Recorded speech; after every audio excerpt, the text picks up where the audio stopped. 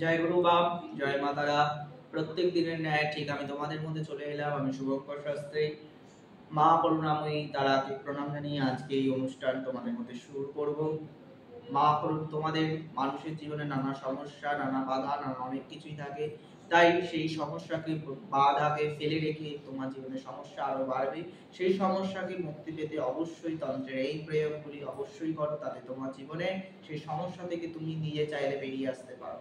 কি করতে হবে, কিভাবে করতে হবে সেটা নিয়ে আমি জানাবো। যাদের সমস্যা, শত্রু ভীষণভাবে জর্জরিত, শত্রুকে নাশ করতে এর আগে অনেক প্রয়োগ করেছি, শত্রুকে দমন করা। আজ যেটা বলবো, শত্রুকে নাশ করতে বা শত্রুকে চিরতরে শত্রুকে দমন করাতে বা শত্রুকে ক্ষয়ক্ষতি করাতে সেই কিভাবে করবে সেই নিয়ে আজকে আলোচনা করব। তার আগে যারা চ্যানেলটি এখনো লাইক, কমেন্ট এবং সাবস্ক্রাইব করোনি, অবশ্যই প্রত্যেককে বলবো সেই লাইক, কমেন্ট এবং সাবস্ক্রাইব করো। আর প্রত্যেককে দিন যাতে সাবস্ক্রাইব করো, যাতে আমার অনুষ্ঠান করা মাত্র তোমাদের কাছে পৌঁছে যায়, তোমরা যাতে সেই অনুষ্ঠান অবশ্যই দেখো। চ্যানেলে যে টিপস প্রয়োগ যেগুলো দেওয়া হবে সেগুলো তোমরা অবশ্যই ফলো করো। সেগুলো অবশ্যই তোমরা কিভাবে কি করতে হবে সব ডিটেলস বলা থাকে। আর আশ্রমে যে নাম দেওয়া আছে, বুকিং নাম্বারটি আছে, সেই নাম্বারে যদি কেউ বুঝতে না পারো অবশ্যই যোগাযোগ করো, নিশ্চয়ই আশ্রম থেকে গাইড করে দেবে। আর যারা আসতে চাইছো কিভাবে আসতে হবে, কিভাবে করতে হবে সব অবশ্যই বুকিং না করে আসবে না।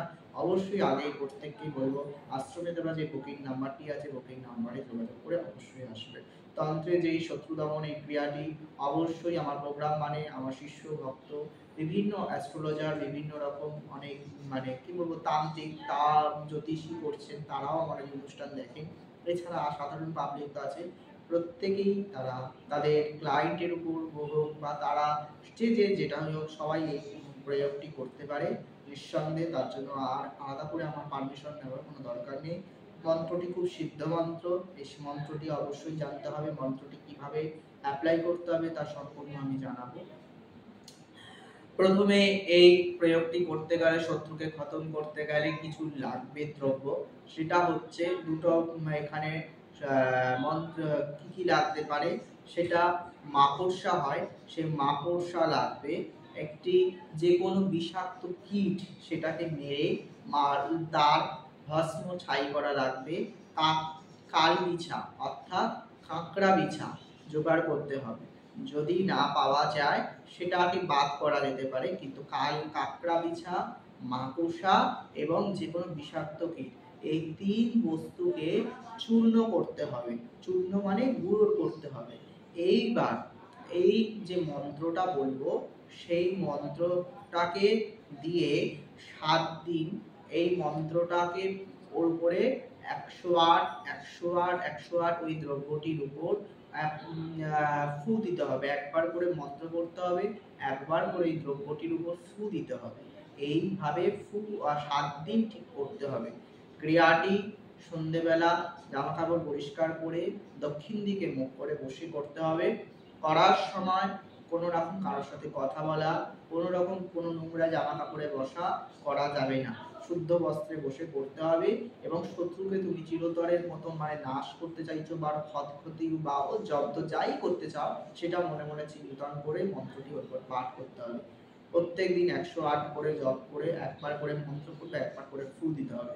এইভাবে হয়ে যাওয়ার পর পুরোর মধ্যে একটু শ্মশানে চিতার অগ্নিতে জল দেওয়ার আগে গরম যে ছাই থাকে সেই চিতার যে অঙ্গার সেটাকে একটু চূর্ণ করে ওর সাথে মেশাতে হবে। মেশানোর পর ওই দ্রব্যটাকে নিয়ে গিয়ে শত্রুর বাড়িতে একটি কালো রুদ্র গাছের শেকড় সাথে এই দ্রব্যগুলোকে একটি কালো কাপড়ের মধ্যে পেঁচিয়ে শত্রুর বাড়িতে শনিবার দিন দেখে এটাকে পুঁতে দিতে হবে। যদি এটি পোতা যায়, শত্রু ওই বাড়িতে চলাচল করা মাত্র তার শরীরের মধ্যে নানা রকম ক্ষয়ক্ষতি বা শরীরের মধ্যে নানা রকম প্রবলেম বা বাড়ির মধ্যে বা এক কথায় বলতে গেলে শত্রুর কোনো রকম ভাবে বান পরিণত হওয়া, বিছনায় পড়ে যাওয়া বা কোনো রকম একটা কিন্তু হবে, সেই শত্রুর নামে প্রয়োগটি করতে হবে। আবার এই মন্ত্রটা যেটা দেওয়া হবে সেটিকে পাঠ করার পর এই দুই দ্রব্যকে একত্রে করার পর যে করে শত্রুর ছবির উপরে একবার করে পাঠ করতে হবে, একটা করে ফু দিতে হবে।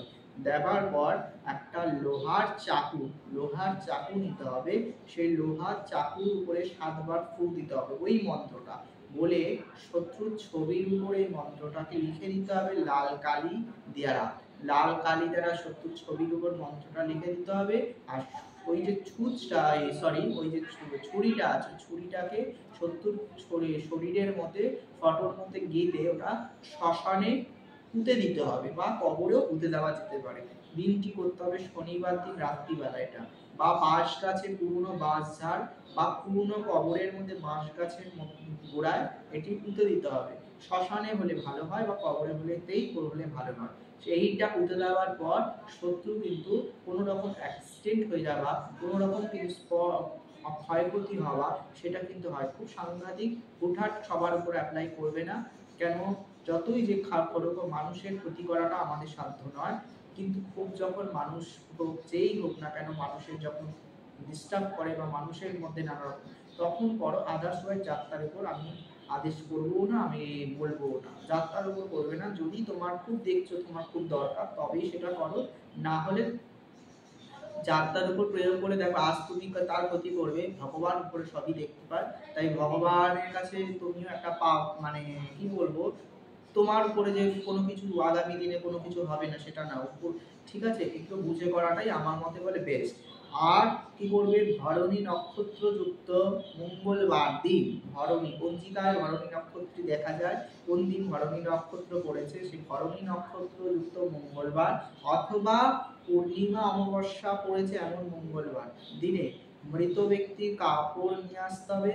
সেই মৃত ব্যক্তির কাপড়ের কাপড় ও ভস্য পুড়ে যাওয়ার পর যে ছাইটা থাকে সেটাকে আনতে হবে।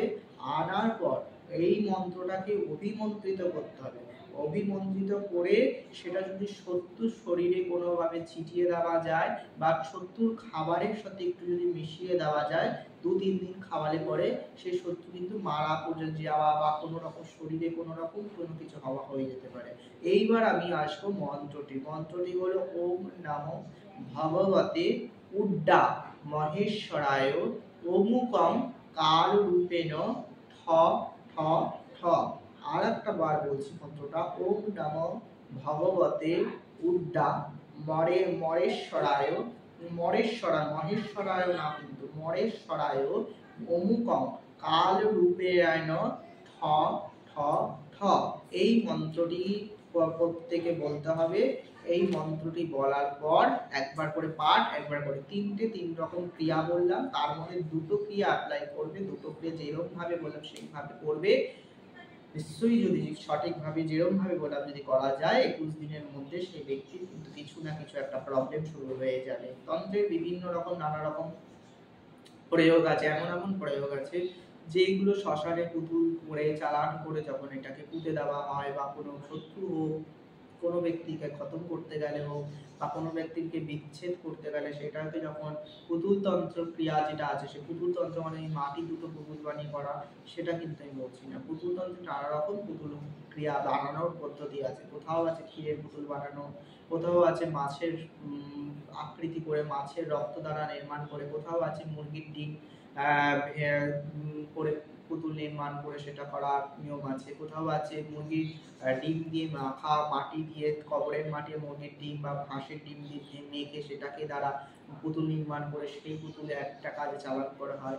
এছাড়া মোমের পুতুল আছে, এছাড়া আরো রকম সর্ষে দ্বারা, কালো কাপড় দ্বারা, বিভিন্ন তার বস্ত্র দ্বারা নির্মাণ করে মৃত ব্যক্তির পোস্টমর্টম করা যে সুতো আছে সেটা দিয়ে সেলাই করে, এইরকম বিভিন্ন রকম ভাবে পুতুলের এক একটা ক্রিয়া এক এক রকম ভাবে পুতুল করতে হয়। পুতুলের পেটের মধ্যে কবস্থানের নিয়ম আছে, যাই হোক না কেন তন্ত্রের এইগুলোকে যদি তুমি যে ক্রিয়া করে দেবে, যতক্ষণ না এটা যদি উগ্র যদি সত্যি লেগে যায়, এটা যদি ঠিকঠাক ভাবে প্রয়োগ করলে যদি লেগে যায় তার উপর, কাটানো কিন্তু হুট করে যায় না। এটা কিন্তু ওষুধ তোলা না, যদি দিয়ে কোথাও ওষুধ তুলে নিল বা এ করলো, তখন সেটাকে আবার কাটাতে গেলেও তাকে কিন্তু একটু করতে হয়। তাই যার তার উপর এটা করো না। জয় বাম, জয় তারা, সময় যে নাই তবু বলে যাই, আমি ছিলাম, আমি আছি, আমি থাকবো। তোমার সমস্যা অবশ্যই সমাজ জীবনী সমস্যা থাকে, তাই সমস্যাকে দূর করার জন্য ভয় কিংবা করুণাময়ী তারা তো আছেই। জয় মাতারা, প্রত্যেকে সুস্থ থাকুক, সৎসঙ্গে যুক্ত থাকুক, এটাই মায়ের কাছে আজকে কামনা বাসনা আমার। আর প্রত্যেকে তোমরা ভালো থাকো। আর যারা তন্ত্রের বিভিন্ন উচ্চ লেভেলে তন্ত্র ক্রিয়া শিখতে চাইছো, আমার সাথে নিশ্চয়ই যোগাযোগ করো। যদি তোমার মধ্যে আধার থাকে, যদি তোমার শেখার ইচ্ছা থাকে, নিশ্চয়ই সেই তোমাকে তন্ত্রের জগতে সেটা দ্রুত জায়গায় পৌঁছে দেওয়া। সেটা কিভাবে করতে হবে না করতে হবে সম্পূর্ণ দায়িত্ব আমার।